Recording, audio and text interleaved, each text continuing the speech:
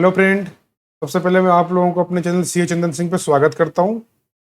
और जैसा कि आप लोग जानते ही हैं कि इस चैनल पे मैं बहुत दिनों बाद विजिट कर रहा हूं, तो अब दोस्तों आज से क्या होगा कि डेली बेसिस पे मैं एक सेशन से रिलेटेड एक एक सेक्शन को टच यहाँ पे मैं डिस्कशन करूंगा आप लोगों के साथ, जिससे कि आप लोगों को सही एजुकेशन मिले और कुछ मिस इन्फॉर्मेशन आप लोगों को ना मिले। ठीक है फ्रेंड, तो आज के इस फर्स्ट एपिसोड में जो कि टैक्स संवाद के नाम से मैंने स्टार्ट किया है, तो इस वाले पर्टिकुलर टैक्स डिस्कशन में बेसिकली जो न्यू टैक्स रिजाइम जो आया है, अनाउंस किया गया था इस बजट में, उसी के बारे में मैं डिस्कस करने वाला हूँ। वैसे तो आप लोग बहुत से लोगों को इसके बारे में पता भी चल गया होगा, लेकिन इसमें थोड़ा सा मैंने कुछ अलग करने की कोशिश की है, एक नोट्स के साथ, और कुछ इसमें मैंने एग्जाम्पल भी इनकॉर्पोरेट किए हैं, जिससे कि जब आप लोग इसको करोगे कंप्लीट, तो आप लोगों को एक बहुत ही डिटेल्ड तरीके से एक एक चीज आपको पता चल जाएगा इस पर्टिकुलर सेशन से,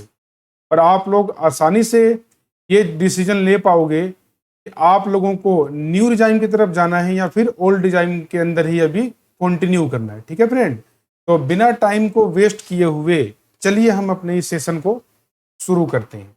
आइए देखिए फ्रेंड, अब इसमें सबसे पहले मैं आप लोगों को असेसमेंट और प्रीवियस ईयर के बारे में बता देता हूं। देखो, अब ये जो पर्टिकुलर टॉपिक है ये कब से अप्लीकेबल होगा? ये अप्लीकेबल होगा आपका 1 अप्रैल 2023 से लेके 31 मार्च 2024 तक, meaning thereby financial year 23-24 के लिए अप्लीकेबल होगा जो बजट अभी रिनाउंस किया गया था। ठीक है, तो मैं थोड़ा सा बस बेसिक अंडरस्टैंडिंग आपको दे देता हूँ। वैसे आप में से बहुत से लोग जानते भी होंगे कि असेसमेंट ईयर और प्रीवियस ईयर क्या होता है, फिर भी आप लोग एक बार देख लीजिए, उसके बाद तो डिटेल में हम डिस्कस करने वाले हैं ही। देखिए, असेसमेंट ईयर क्या होता है दोस्त, ये तो आप लोगों को पता ही है कि previous year just year immediately following previous year means कि if your financial year is going to start from 1 April 2023 to and end on 2024, then your assessment year will be 1st of April 2024 and end on 31st March 2025। तो यहाँ पे basically क्या होता है कि जो भी हमारा प्रीवियस ईयर होता है, जैसे कि अभी अभी हम जो जिस फाइनेंशियल ईयर में हम हैं अभी, वो अभी चल रहा है 22-23, तो इसका जो असेसमेंट ईयर होगा वो होगा 23rd एंड 24। ठीक है, तो यहाँ पे year immediately following previous year is your assessment year. इसमें 12 मंथ का पीरियड होता है, स्टार्ट होता है 1 अप्रैल ईच ईयर और एंड होता है 31 मार्च सक्सीडिंग दी ईयर। ओके, और अगर एग्जाम्पल के तौर पर अगर हम बात करें तो year starting with 1 April 2022 and and on 31 March 2023, ये दोस्तों आपका क्या कहलाएगा? ये आपका कहलाएगा प्रीवियस ईयर। ठीक है, और इसी तरीके से ये तो प्रीवियस ईयर कहलाएगा, लेकिन ईयर जो स्टार्ट होगा 1 अप्रैल 2023 से और एंड होगा 31 मार्च 2024 को, ये कहलाएगा आपका असेसमेंट ईयर। तो ये असेसमेंट ईयर और प्रीवियस ईयर जो मैंने एग्जाम्पल जो लिया है, ये मैंने करंट फाइनेंशियल ईयर के लिए लिया है, जस्ट आपको असेसमेंट और प्रीवियस ईयर समझाने के लिए। लेकिन ये जो पूरा जो डिस्कशन होगा ये होगा फाइनेंशियल ईयर 23 और 24 के लिए। तो इसी तरीके से अगर प्रीवियस ईयर की हम बात करें तो every new year starting with 1 April and and on 31 March is a previous year. Example, अगर हम बात करें अपने करंट फाइनेंशियल ईयर की, तो 1 April 2022 to 31 March 2023 is a previous year. ठीक है दोस्त, तो ये होप्स आपको क्लियर हुआ हो। और एक चीज आप लोगों को मैं और बता दूं कि जो भी इनकम होती है, इनकम हम अर्न करते हैं प्रीवियस ईयर में, लेकिन जो इस इनकम के ऊपर जो टैक्स लगता है वो कहां पे लगता है? वो टैक्स लगता है आपके असेसमेंट ईयर पे। तो असेसमेंट ईयर इज बेसिकली होता क्या है कि whatever income we have earned during the previous year will be tax during the assessment year. Okay, चलिए ये आप लोग देख लीजिएगा खुद से। अब चलते हैं आगे। देखो, अब सबसे पहले हम बात करते हैं टैक्स स्लैब की, कि टैक्स स्लैब क्या है आपके टैक्स आपके। तो देखो, यहाँ पे क्या हुआ कि जो रेड पोर्शन है, रेड पोर्शन को मैंने, ये जितने भी यहाँ पे आप लोग देख पा रहे हैं, देखिए यहाँ पे आप देख पा रहे हैं, यहाँ पे ये जो रेड पोर्शन है, रेड पोर्शन न्यू रिजाइम को बिलोंग करेगा, और जो ब्लैक पोर्शन है वो आपके ओल्ड को बिलोंग करेगा। तो देखिए यहाँ पे old regime and new regime. तो अब आप लोगों को पता है कि ओल्ड रिजाइम के अंदर अप टू 250 टैक्स क्या लगेगा, नील, यहाँ पे कोई टैक्स नहीं है। लेकिन जो बजट आया था, बजट में क्या बोला कि अगर आपका टैक्स अगर 3 लाख तक है तो यहाँ पे कोई भी टैक्स नहीं लगेगा, if you are going to opt section 115 BSE, that is new regime of the taxation. Okay, और एक चीज और यहाँ पे समझने वाली बात है, मैं आप लोगों को थोड़ा बता दूं कि ये जो न्यू रिजाइम है ना, हर 3 लाख के बाद एक नया टैक्स स्ट्रक्चर है, हर 3 लाख के बाद एक नया टैक्स रेट, और 15 लाख के बाद डिफरेंट टैक्स रेट। तो देखो कैसे, तो यहां पे हम देखते हैं कि अप टू 3 लाख तक नील। अगर यहां हम बात करें तो नेक्स्ट 250 पे 5% लगेगा, और यहां पे नेक्स्ट 3 लाख पे 5% लगेगा। फिर यहां पे अगले स्टेप में क्या होगा, नेक्स्ट 5 लाख में यहां पे लगेगा 20%, जबकि यहां पे नेक्स्ट 3 लाख पे आपका टैक्स रेट हो जाएगा 10%। फिर अगर ओल्ड की हम बात करें तो ओल्ड में अबव 10 लाख जो आपका टैक्स रेट होगा वो हो जाएगा 30%, और न्यू रिजाइम के अंदर फर्दर नेक्स्ट 3 लाख वहां पे 15%, फिर नेक्स्ट 3 लाख पे 20%, एंड अबव 15 लाख पे आपका हो जाएगा 30% का टैक्स रेट। ठीक है, तो जैसा कि आप लोग देख पा रहे हैं कि देखो यहाँ पे क्लियरली, यहाँ पे आप गौर करो एक बार, 3-3 लाख का ब्रैकेट बना हुआ है कि up to first 3 lakh nil, next 3 lakh 5%, then next 3 lakh 10%, then next 3 lakh 15%, then next 3 lakh 20%, and above 15 lakh 30%। ठीक है, तो ये है आपका old and new regime of taxation जो कि लगने वाला है। ठीक है, अब देखिए यहाँ पे, अब बात करते हैं सीनियर सिटीजन की। तो क्या सीनियर सिटीजन में भी कोई चेंजेस होगा? अब देखो, जो भी सीनियर सिटीजन हमारे थे, तो सीनियर सिटीजन में तो 2 कैटेगरी आ जाएगी। एक वो सीनियर सिटीजन जो कि 60 साल से ज्यादा हैं लेकिन 80 से कम, और एक सीनियर सिटीजन वो जो 80 या 80 से ज्यादा है। तो फर्दर यहाँ पे मैंने ब्लैक पोर्शन रखा है 60 एंड लेस देन 80 ईयर, और रेड पोर्शन मैंने रखा है यहाँ पे आपको मोर देन 80 ईयर या फिर 80 ईयर। तो देखिए सीनियर सिटीजन के लिए अप टू 3 लाख जो कि 60 से ज्यादा, 60 या 60 से ज्यादा, 80 से कम उनका नील, और 80 या 80 से ज्यादा लोग होंगे तो उनके 5 लाख तक कोई भी टैक्स नहीं है। नेक्स्ट अगर 2 लाख की हम बात करें 60 और 80 के नीचे वाले लोगों में, तो वहां पे 5% का टैक्स रेट है। और अगर 5 लाख की हम बात करें तो जो 80 या 80 से ज्यादा के लोग हैं जो, उन पे लगेगा 20% का टैक्स रेट। उसके बाद नेक्स्ट 5 लाख पे जब आप आओगे ओल्ड रिजाइम में, तो वहां पे टैक्स लगेगा आपका 20% का, और अबव 10 लाख में ओल्ड रिजाइम में आपका लग जाएगा 30%। जबकि न्यू की अगर बात करें तो 80 या 80 और मोर में up to 5 lakh nil, next 5 lakh पे 20%। अब क्योंकि यहां पे आप लोगों ने क्या किया,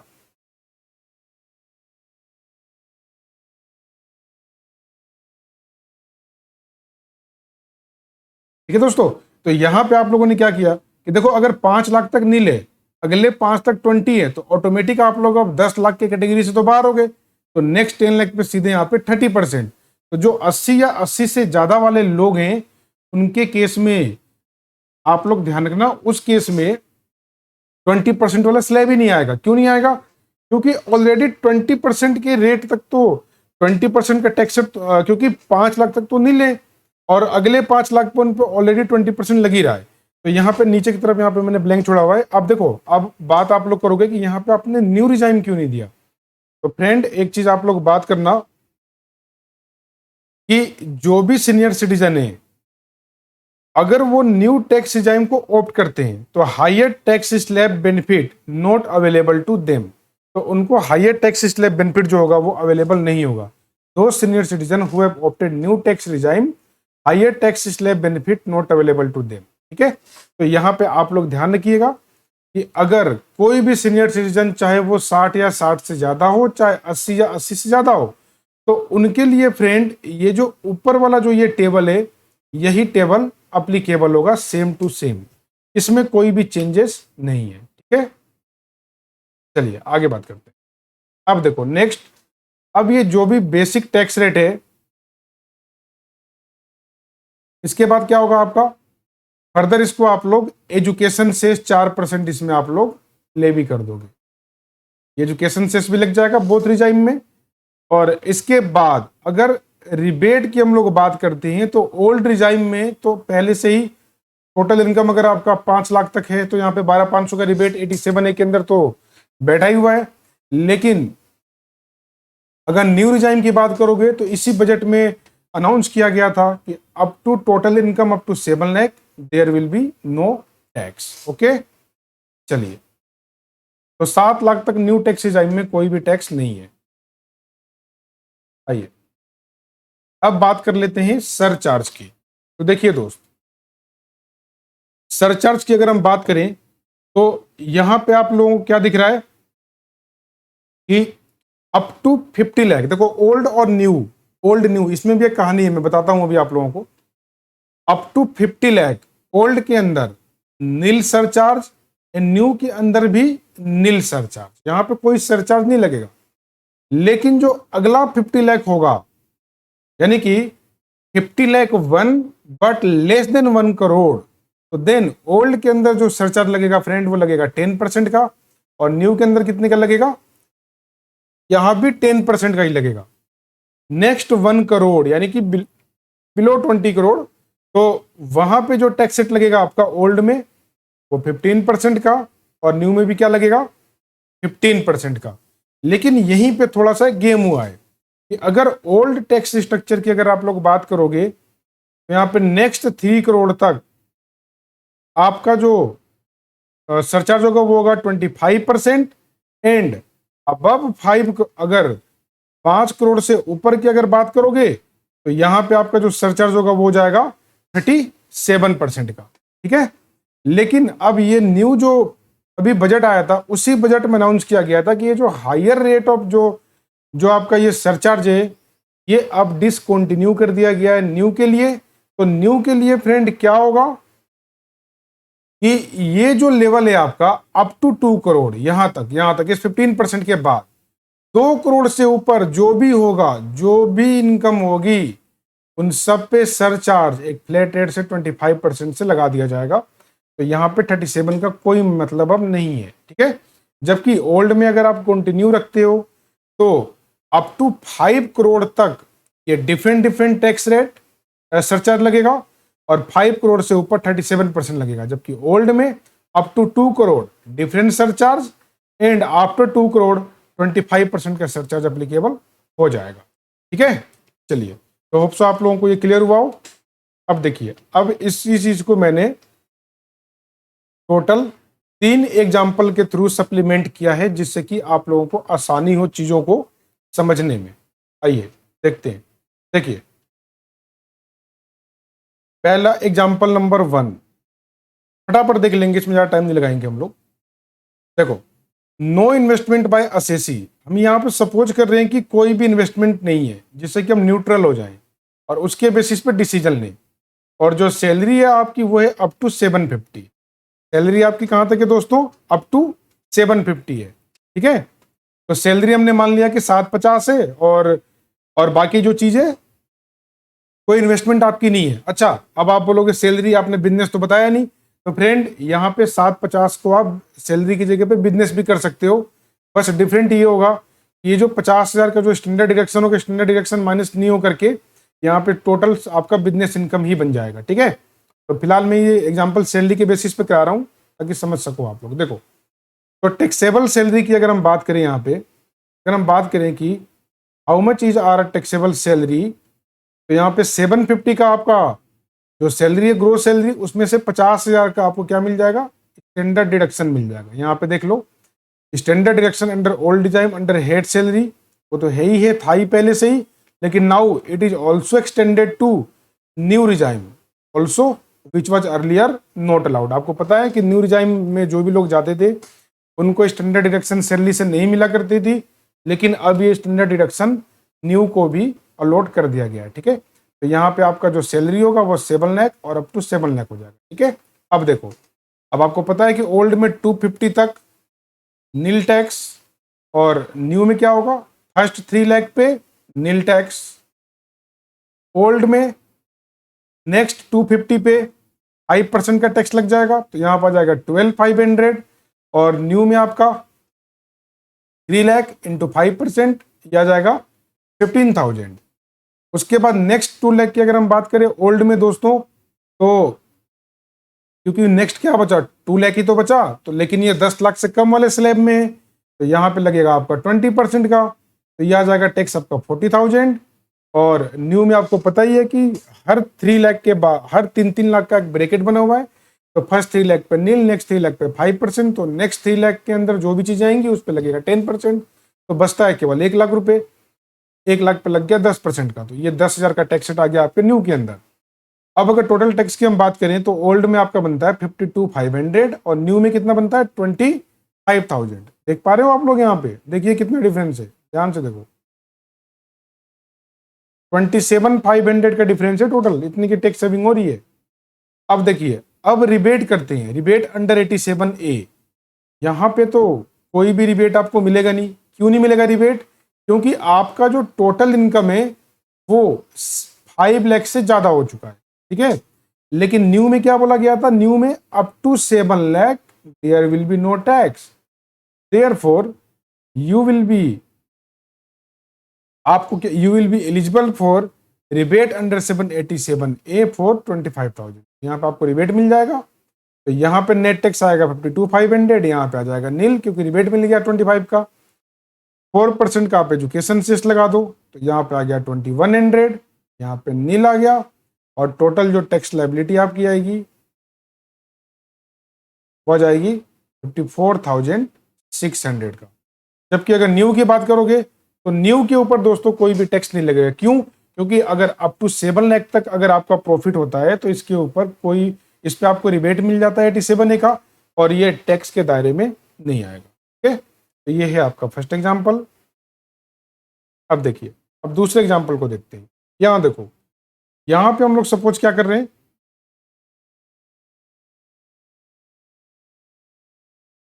यहां पे एग्जाम्पल नंबर 2 में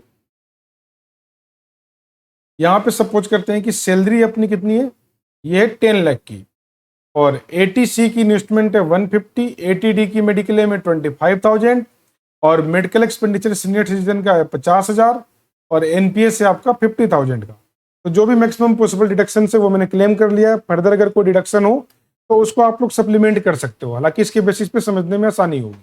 ठीक है, और हाँ, फर्दर एक चीज मैं और क्लियर कर दूं कि अगर किसी को एचआरए मिलता है तो एचआरए भी फर्दर इसमें से माइनस हो जाएगा।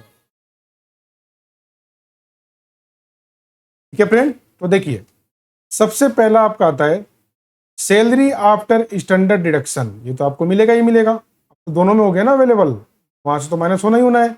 तो 10 माइनस में 50, ओल्ड डिजाइन में आपको आ गया 950, न्यू में भी क्या होगा 950। अब देखिए, अब आपको पता है कि न्यू डिजाइन में तो कोई डिडक्शन आपको मिलेगा नहीं, लेकिन ओल्ड में तो मिलेगा आपको। तो 80C 150, 80D 75, एनपीएस 50, टोटल आपका 275, ये आपका माइनस हो जाएगा। तो आपका जो टोटल इनकम आ गया वो आ गया 6,75,000, और यहाँ पर आ गया 9,50,000। अब इसके ऊपर आप लोग टैक्स लगाओ। ओल्ड डिजाइन में up to 250 nil, new design में 3 लाख तक नील, ओल्ड में नेक्स्ट 250 पे 5% यानी कि 12,500, न्यू डिजाइन में 3 लाख पे 15,000 5% के रेट से। अब टैक्स ऑन नेक्स्ट 175,000, यहां पे लगेगा 20%, तो आ जाएगा 35,000 के ब्रैकेट में। और यहां पे नेक्स्ट 3 लाख पे कितना लग जाएगा दोस्तों 30,000। अब नेक्स्ट 50,000 केवल न्यू में, क्योंकि देखो यहाँ पे तो 675 बचता है ना, तो यहाँ पे 2.5 लाख 5 लाख प्लस में 175, 675 ऑलरेडी यहाँ पे एग्जॉस्ट हो गया।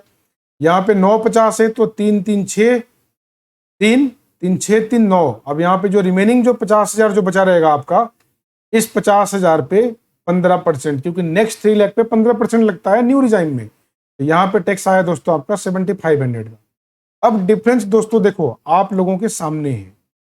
टोटल टैक्स ओल्ड डिजाइन में 47,500, न्यू डिजाइन में 52,500। ठीक है, रिबेट अंडर सेक्शन 87A यानी कि नील और यहाँ पे भी नील। क्यों? क्योंकि अप टू 5 लाख की तक यहाँ पे रिबेट अवेलेबल है और यहाँ पे अप टू 7 लाख तक। अब क्योंकि ये 5 लाख को क्रॉस करता है और ये भी यहाँ पे 7 लाख को क्रॉस करता है तो रिबेट तो मिलेगा नहीं। तो टोटल टैक्स 47,500 या 52,500। अब एजुकेशन से आप लगा दो 4% का। अच्छा, यहाँ पे रेट लिखना भूल गया मैं, यहाँ पे एक्चुअली में ये 4% है।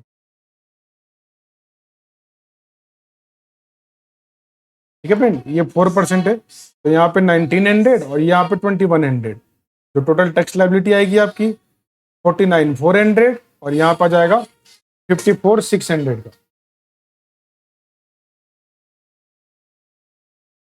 Silent the phone. ओके दोस्तों, चलिए, तो ये हो गया आपका नेक्स्ट सेकेंड कॉलम। होप्स आपको समझ में आया हो। तो अब इससे आपको क्या मतलब निकलता है, देखो, अगर आपका इनकम अप टू 750 लाख है, 750 लाख, तो वहां पे आप न्यू रिजाइम में जाओगे तो आपके लिए बेनिफिशियल होगा, ओल्ड में जाओगे कोई बेनिफिशियल नहीं होगा।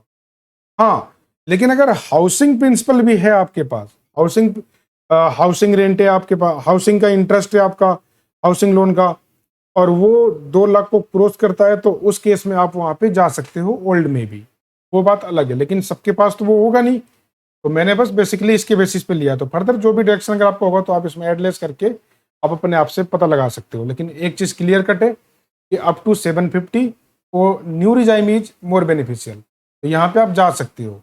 तो सैलरी के केस में अलग से कोई 115 कोई भी अलग से कोई फॉर्म भरने की जरूरत नहीं है। जबकि अगर बिजनेसमैन होगा तो बिजनेसमैन को क्या करना होगा, उसको एक अलग से फॉर्म फाइल करनी होगी। इसके बाद ही आपको 115 बीएससी का आपको बेनिफिट मिलेगा, अदरवाइज कोई बेनिफिट आपको नहीं मिलेगा। ठीक है, चलो आगे देखते हैं। Example number 3। अब देखो, यहां पे मैंने सैलरी रखा है up to 1050, eighty C 150, eighty D on mediclaim 25,000 और mediclaim expenditure on senior citizen 50,000, NPS 50 और हाउसिंग लोन का इंटरेस्ट भी मैंने यहाँ पे सप्लीमेंट कर दिया 2 लाख रुपए का। ठीक है,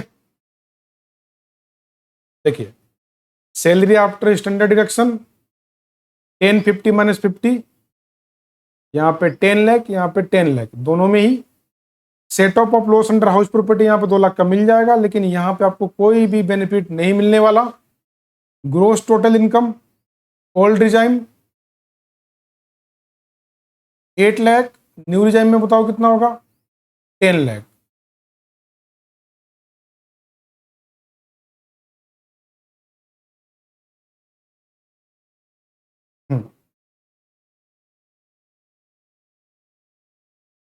फिर देखिए, यहाँ पे जो डिडक्शन होगी आपकी टोटल 275 की, और यहाँ पे कोई भी डिडक्शन आपको मिलना है नहीं। तो टोटल इनकम जो आपका बचा, यहाँ पे बचा 5,25,000 और यहाँ बचा आपका 10 लाख। तो 250 एंड 3 लाख तक आपको क्या होगा, यहाँ पे नील टैक्स रेट होगा। जबकि अगले अगर 250 और 3 लाख पे जाते हो तो यहाँ पे 5% और यहाँ पे 5%। फिर देखिए, फिर यहाँ पे नेक्स्ट 25,000 पे 20% यानी कि 5,000 और यहाँ पे 3 लाख पे 10% यानी कि 30,000। तो यहाँ पे next tax on next 1 lakh rupees यहाँ 15% यानी कि 15,000। तो यहाँ पे जो टोटल टैक्स आता है दोस्तों ओल्ड में, वो आता है 17,500 एंड यहाँ पर आता है 60,000 का। रिबेट 87 है, नील, और यहाँ भी नील, यहाँ पे नील। ठीक है, तो रिबेट तो कुछ मिलेगा नहीं, तो यहाँ पे टैक्स आपका सेम टू सेम बना रहेगा।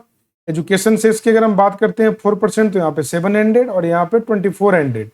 तो टोटल टैक्स लाइबिलिटी जो ओल्ड के अंदर निकल के आता है वो कितना आता है, 18,200 और न्यू में आता है आपका 62,400 का। ठीक है, टैक्स लाइबिलिटी यहाँ पर आ गया 62,400 का। क्योंकि अब देखो, यहाँ पे तो कोई भी एग्जेम्पशन आपको मिलेगा ही नहीं, सारा का सारा एग्जेम्पशन यहाँ पे खत्म हो गया। इंटरेस्ट का भी जो बेनिफिट आपको ओल्ड में मिला करता था, न्यू में आपको मिलेगा नहीं। अभी तो टैक्स रेट कम रखा गया है। तो अब यहाँ पे आप लोग क्लियर कट देख सकते हो कि only up to 7,50,000 new regime is beneficial, but if your income exceeds 750 and you have investment under each category, then old regime is still beneficial for you till then income tax has not removed the old regime। तो जब तक remove नहीं करता आप old के अंदर continue आप रह सकते हैं। हाँ, अब आपके दिमाग में ये भी क्वेश्चन आएगा कि चलो यहाँ तो फुल डिडक्शन से, अगर अगर अगर अगर ये डिडक्शन अगर ना हो तो कहाँ जाओगे?